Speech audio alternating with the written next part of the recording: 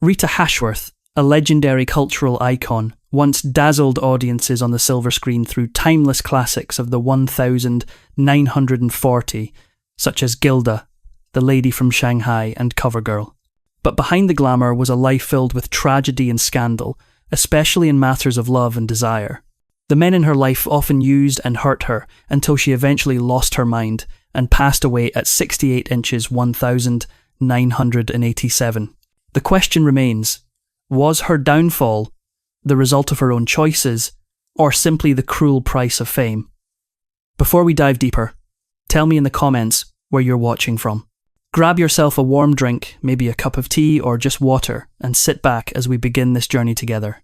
Rita Hayworth was born in 1918 inches Brooklyn, New York, into a family where music and dance were like air, something you breathed. Her father, Eduardo Canino, a talented Spanish-American dancer, once captivated audiences as part of the duo, the Dancing Caninos.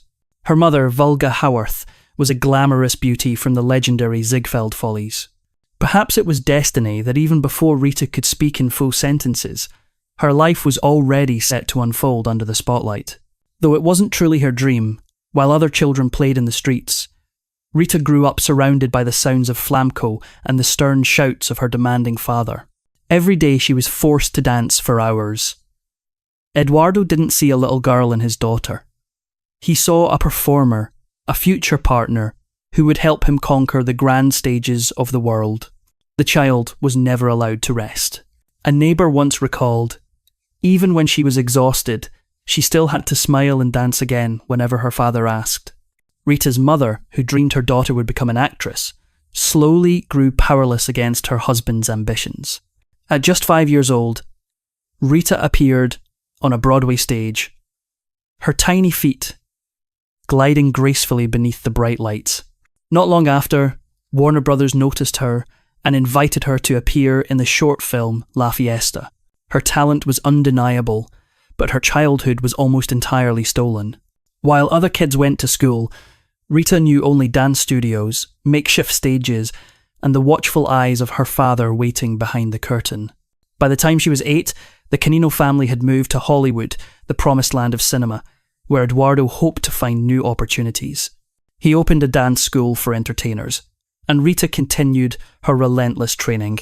A teacher once said, she was gentle, polite, and had the saddest eyes you could imagine. Behind that sweet smile was a very lonely soul. Rita had no friends. She would sit quietly by the doorstep, watching neighbourhood children play until her father's voice called her back to dance. Rita never graduated high school. At 12, her father pulled her out of school to reform the Dancing Caninos. Father and daughter began touring nightclubs near the Mexican border.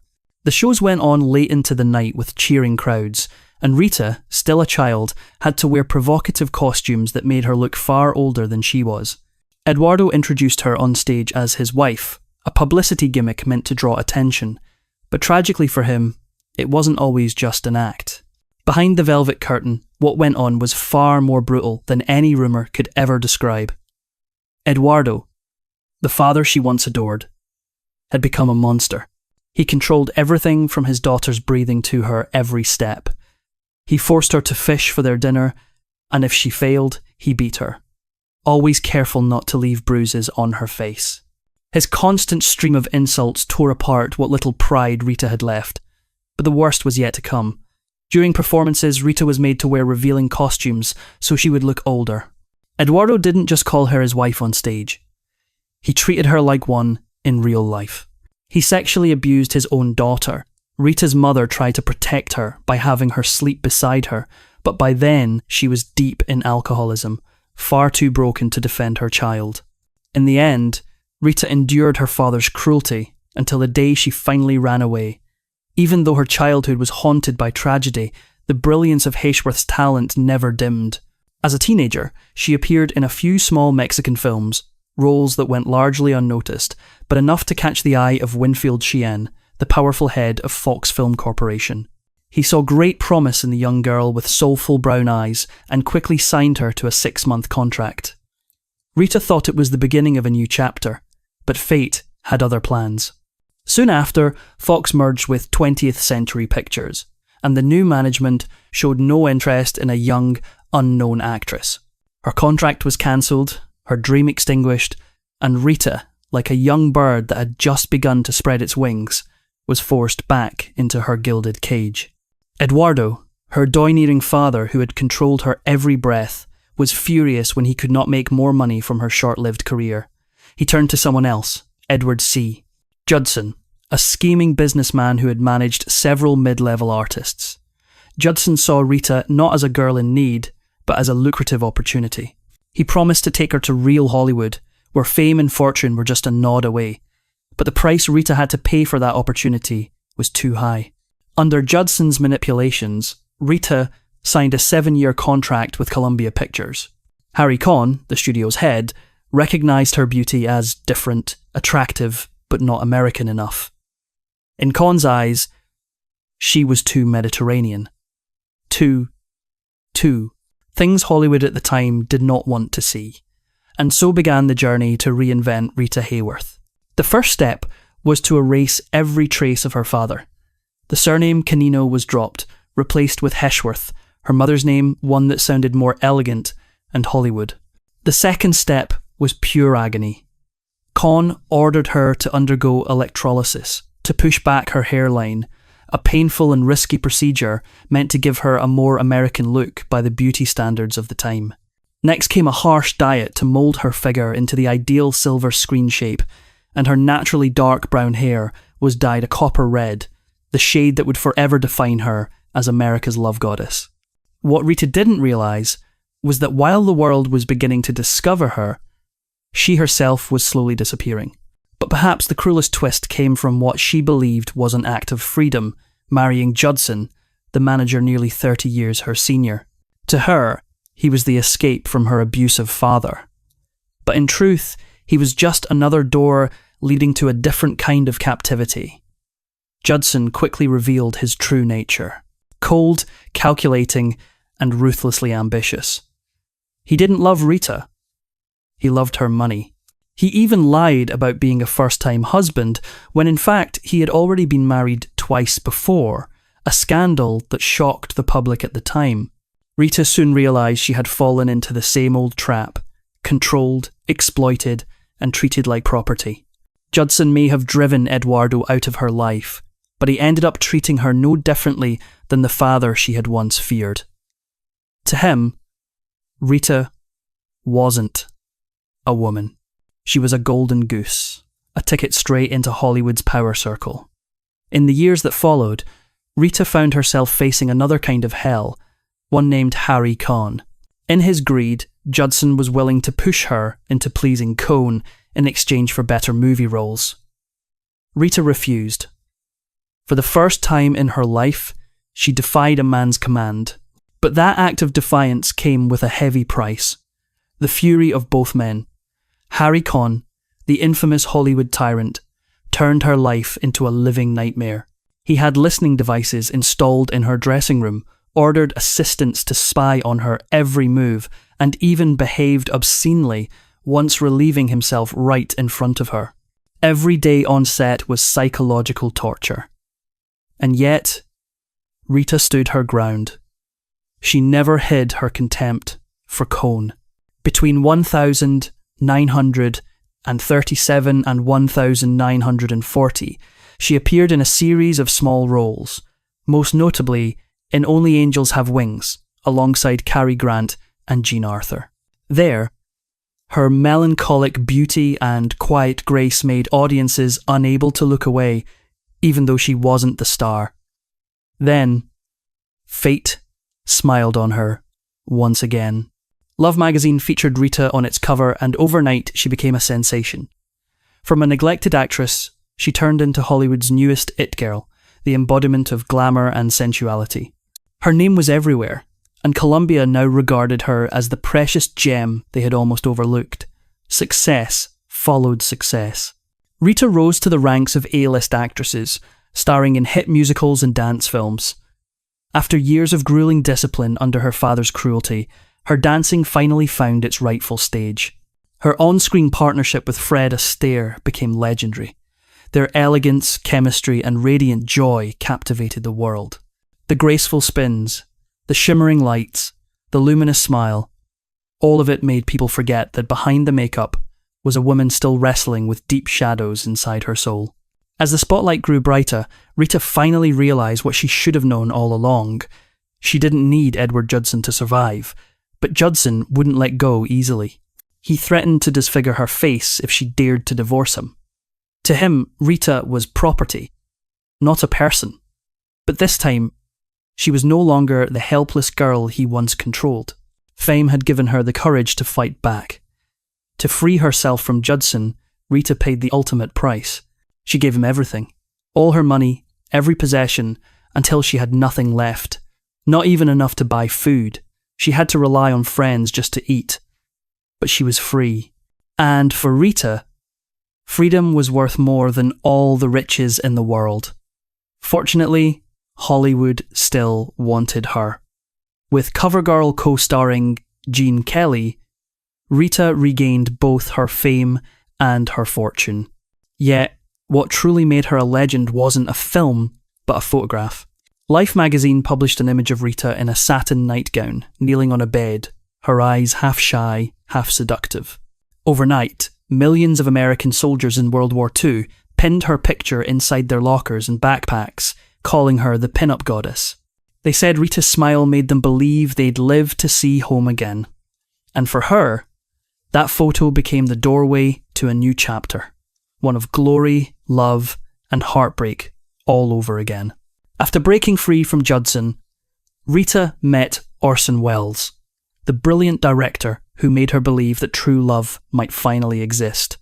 Welles once said he had fallen for her the moment he saw that Life magazine photograph. When they met in person, he was surprised to find she wasn't the glamorous goddess the world worshipped. The real Rita was gentle, shy, and carried a quiet, haunting sadness. He saw it in her eyes. And she, after years of pain and betrayal, finally allowed herself to trust a man. They married in 1943, surrounded by the applause of Hollywood's elite. Rita did everything she could to be the perfect wife. She read books with him, attended his political events, and supported every ambitious project he pursued. But Orson Welles was a man born to chase greatness, and often other women. As he grew more distant, Rita tried to save the marriage by having a daughter, Rebecca Welles. Yet the gap between them only widened. Welles became frustrated with her emotional intensity, her jealousy, her fear of abandonment. Rita only knew how to love deeply, and that was both her gift and her curse. She made one final attempt to save the relationship when she agreed to star in The Lady from Shanghai, directed by Welles himself. For the role, Rita cut and bleached her iconic red hair into platinum blonde, a choice that sent studio boss Harry Conn into a rage because he hadn't approved it. The film turned out to be a box office disaster. Audiences missed the fiery red hair that had become her signature. It was as if she had cut away a piece of her identity. That was the breaking point. Between the film's failure and Welles's affairs, Rita could no longer bear the pain. She filed for divorce in 1948. Even after the separation, Hayworth never truly stopped loving Welles. One Christmas, she attended a party with actress Shelley Winters. Later that night, Winters returned to their room to find Rita asleep on the bed, wrapped in a pile of fur coats. It turned out Rita had been crying herself to sleep, overcome by loneliness. Their mutual friend, Ava Gardner, seeing her that way, quietly covered her with another coat, not to warm her body, but to protect her dignity. Throughout her dazzling career, Rita's deepest love story wasn't one written in a script, but one that began on the set of a Hollywood classic, Gilda. There, under the blinding lights and through scenes charged with passion, Rita Hayworth and Glenn Ford found each other, two lonely souls trapped in a glittering yet hollow world. During one intense scene, Rita accidentally slapped Ford so hard that she broke two of his teeth. A painful accident that paradoxically awakened something raw and uncontrollable between them. Their bond lasted more than 4 decades, sometimes close, sometimes distant, but never truly gone. In his later years, Glenn Ford bought a house right next to Rita's so he could look after her. The woman who had once set his heart ablaze, now fading into confusion and memory loss. Still, her love for Ford was only one of many heartbreaks that defined Hayworth's life. She once said, "I am gentle and kind, but I seem to fall for cruel men." And indeed, throughout her life, Rita kept searching for love in men who didn't know how to love her back. Alongside Glenn Ford, she was romantically linked with Victor Mature, Anthony Quinn, Howard Hughes, Errol Flynn, Tony Martin, and others. Each romance left a scar, and in the end, what remained in her heart was a single fragile wish. All I ever wanted was to be loved. One of those love affairs ended in tragedy. When Rita became pregnant out of wedlock, she was forced to flee to France to have an abortion, a devastating choice, but one she had to make. Such a scandal would have destroyed her career as one of Hollywood's top stars. The procedure nearly cost her life, leaving her with lifelong trauma, guilt, and fear. Amid the blur of fleeting romances, another man entered her life. Prince Ali Khan, a European Muslim aristocrat, notorious playboy, and ardent admirer of Gilda. When he first met Rita at a party, his gaze never left her for the entire night. From that day on, he sent her flowers, letters, and gifts daily, even renting the villa across from hers just to be near her.